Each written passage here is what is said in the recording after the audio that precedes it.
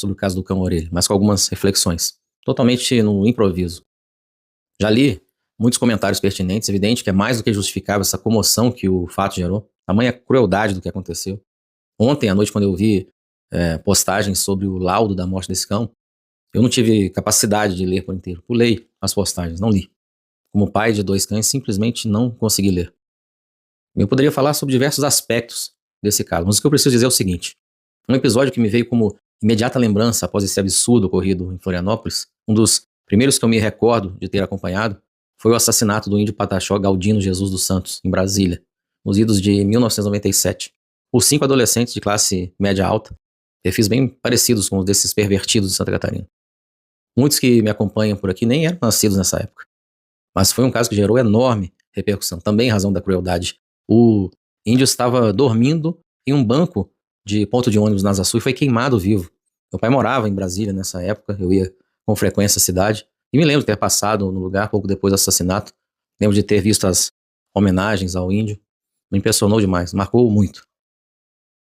E um dos envolvidos, que era adolescente à época, anos depois foi aprovado em um concurso importante para a Polícia Rodoviária Federal. E acreditem, hoje ele ocupa um cargo relevante, cargo comissionado na instituição. Então o que eu questiono é, quase 30 anos depois desse caso de Brasília, com tantos outros episódios gravíssimos envolvendo adolescentes que já vimos acontecer no país, o que mudou no Estatuto da Criança e do Adolescente? O que foi feito para tentar coibir esse tipo de conduta? Por que situações bárbaras contra pessoas e animais continuam sendo cometidas por adolescentes?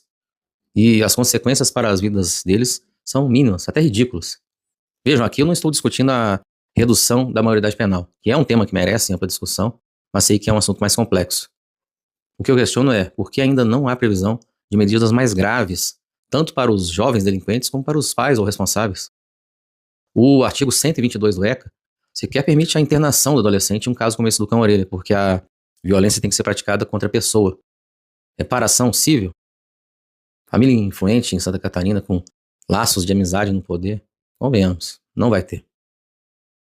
Então o que me deixa ainda mais perplexo e triste é isso. Saber que as consequências desse gravíssimo fato serão brandas, muito aquém do que deveriam ser. Saber que esses fatos vão se repetir, que ouviremos novas histórias como essa do orelha, como a do índio Galdino, tão cruéis como essas. E não veremos as consequências na mesma proporção. Porque o que há é uma proteção desmedida no ECA. Proteger a criança e o adolescente, sim, é válido. Proteger a sociedade da criança e do adolescente delinquente, também. Não veremos maiores consequências porque a nossa legislação é frágil, é tímida, porque a lei no Brasil não tem efeito pedagógico concreto.